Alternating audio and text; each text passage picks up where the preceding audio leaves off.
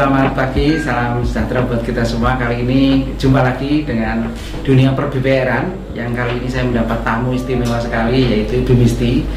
Dia itu sebagai pengusaha, sebagai akademisi, otomatis sebagai praktisi di dunia BPR. Karena tamu-tamu kita otomatis yang beraktivitas di dunia BPR. Nah, langsung kita sapa saja. Apa kabar, Bu? Alhamdulillah baik Pak Dokter Afandi. Sebentar kan Ibu juga dokter nih. Amin, amin ya Rabbal Alamin.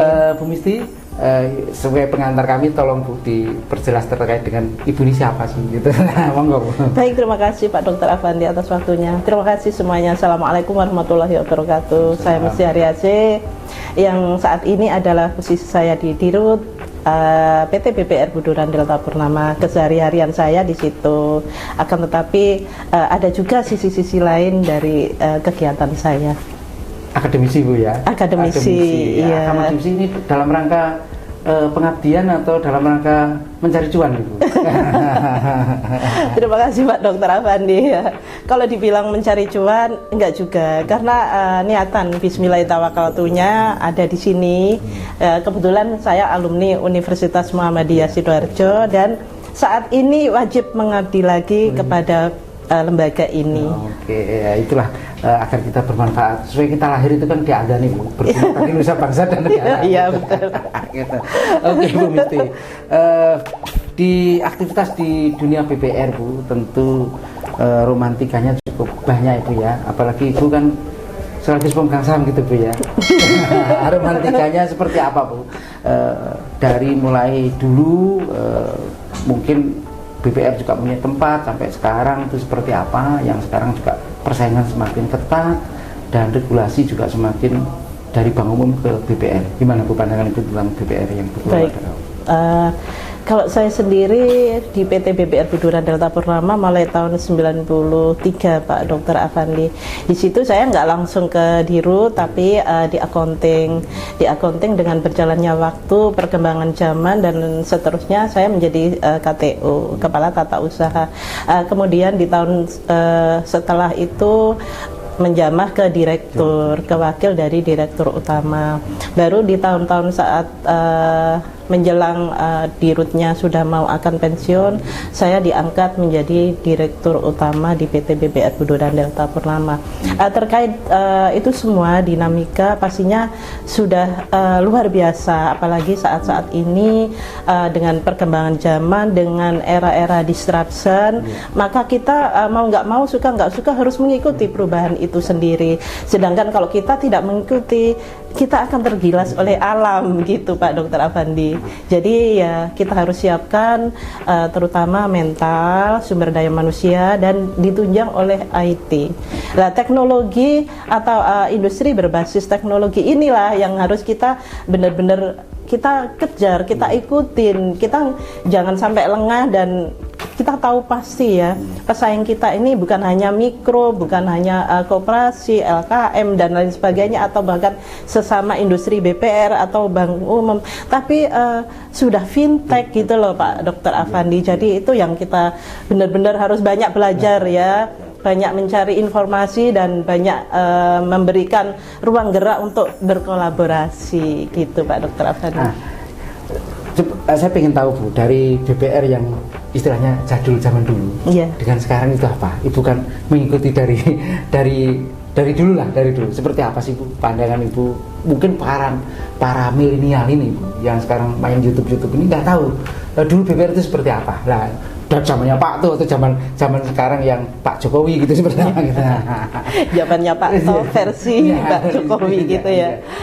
Kalau zaman dulu BPR itu kita kayaknya orang ini tidak ada pesaing ya. Kita BPR itu waktu itu BPR belum dikenal sebagai industri perbankan. Kayaknya BPR itu mengucurkan kredit gitu aja ya. Tapi untuk saat-saat ini kita dituntut baik sumber daya manusia, pengetahuannya ya, knowledge kita ini harus terus ya, harus terus berkembang. Sebab kalau tidak berkembang, kita akan tergilas oleh yang lainnya, bukan hanya sesama industri perbankan, tetapi lembaga keuangan lainnya. Maka kita harus upgrade segala sesuatu, baik tentang sumber keilmuan maupun sumber IT-nya. Oke.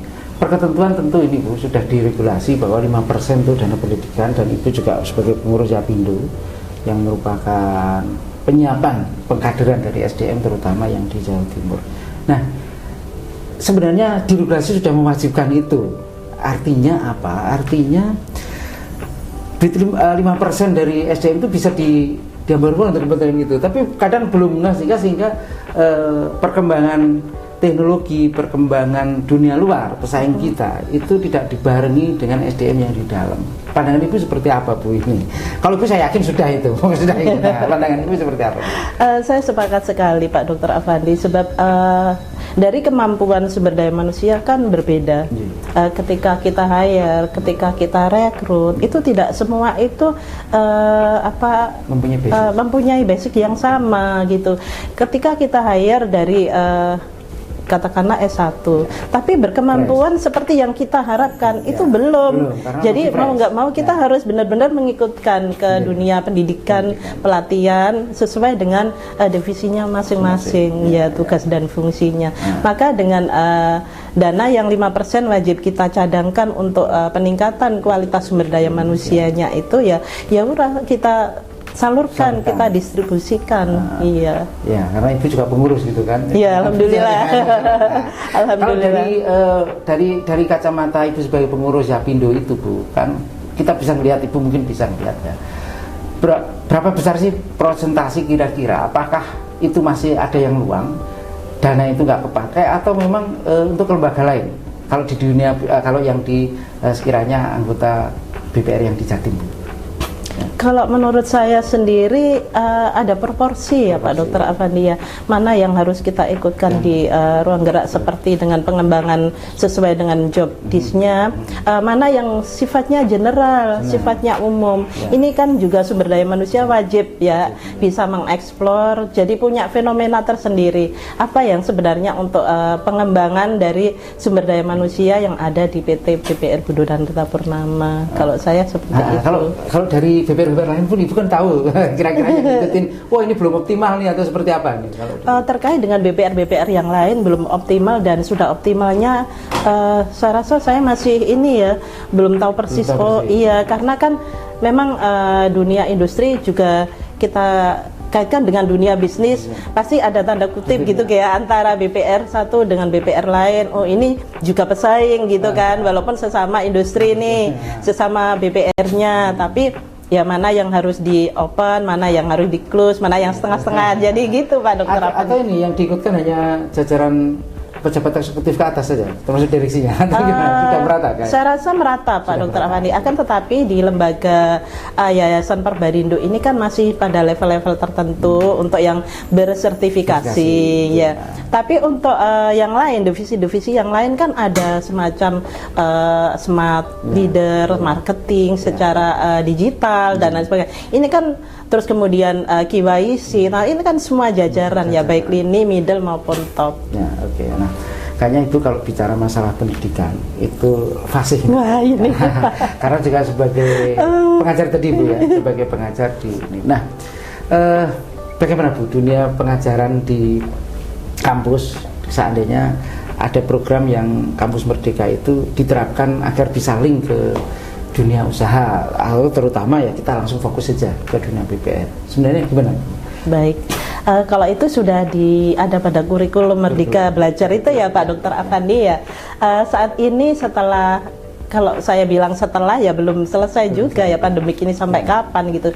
Tapi dalam proses pembelajaran 2021 yang dilakukan secara daring itu kan memang sedikit banyak kurang efisien dalam menangkap sumber keilmuan.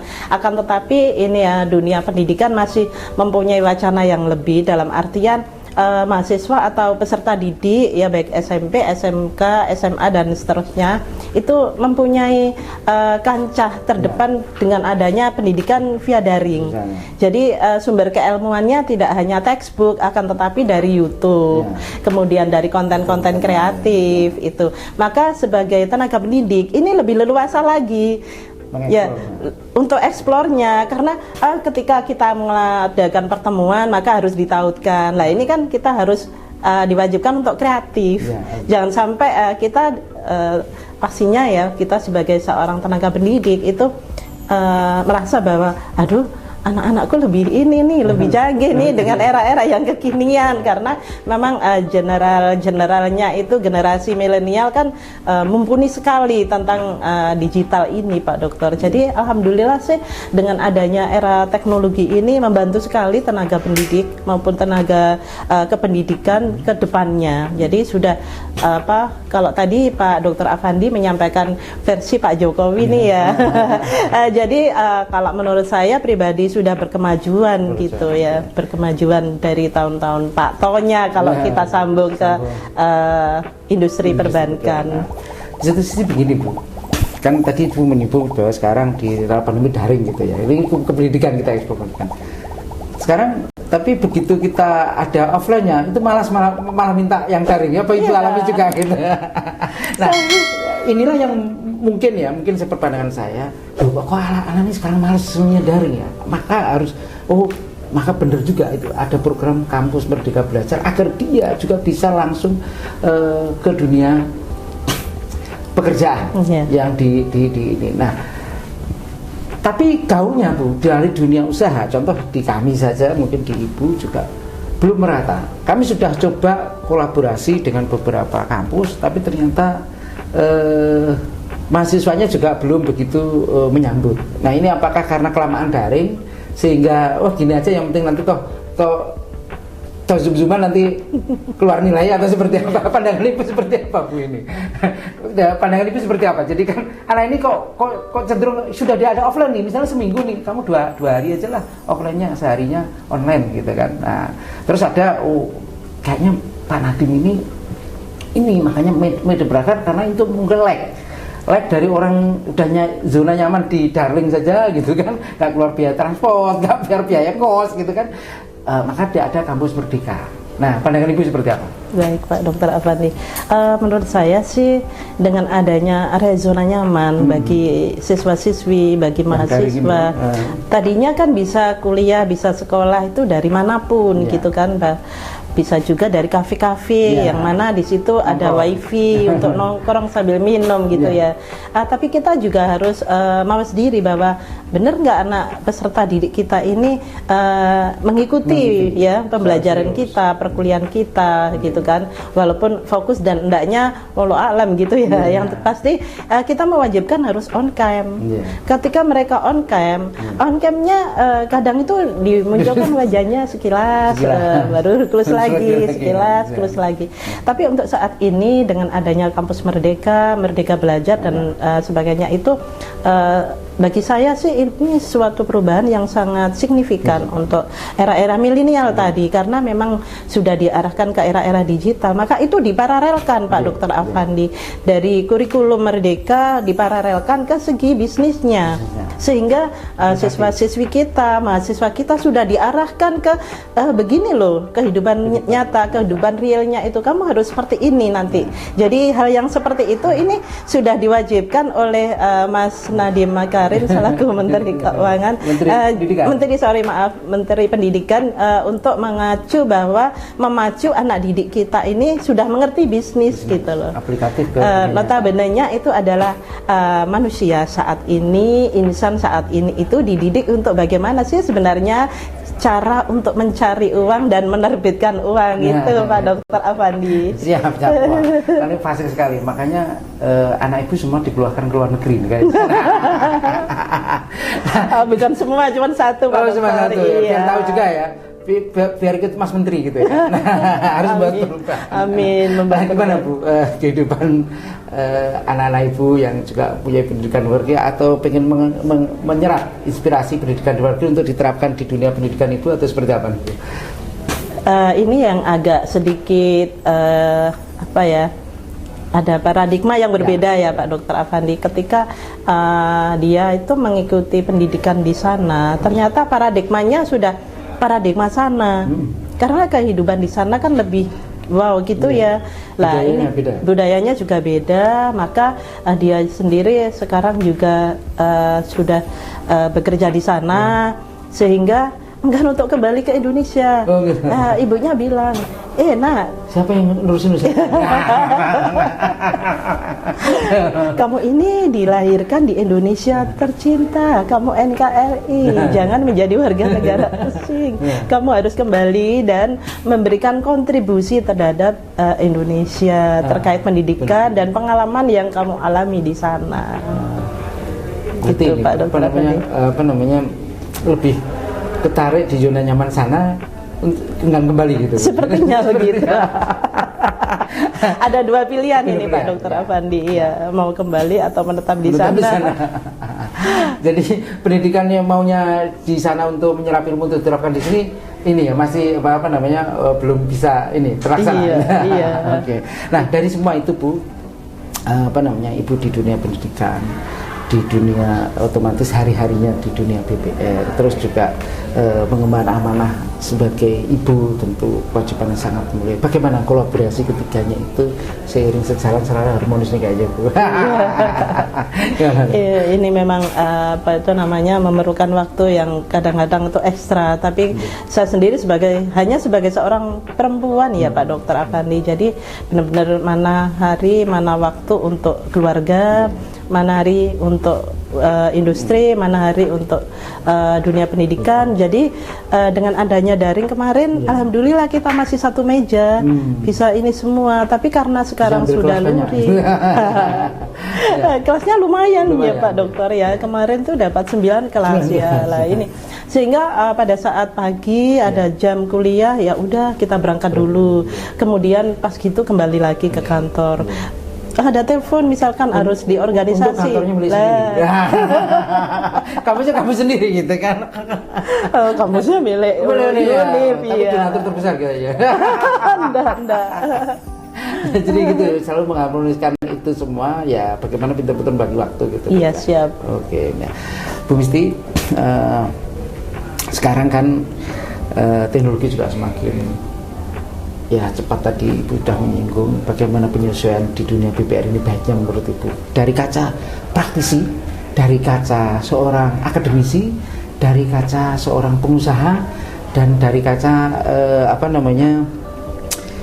ibu yang melihat anaknya sudah luar negeri punya pemikiran yang berbeda. Itu bagaimana pandangan Ibu kira-kira BPR, fintech, perkembangan teknologi, pengusaha, dari kacamata ini Ibu lengkap.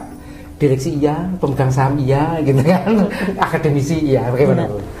Kalau dikaitkan secara keseluruhan, tadi kan saya sudah sempat sampaikan Pak Dokter Afandi ya, di bidang kurikulum Merdeka itu sudah harus paralel. Nah, ini ya mau nggak mau, suka nggak suka, kita harus benar-benar mentransformasi.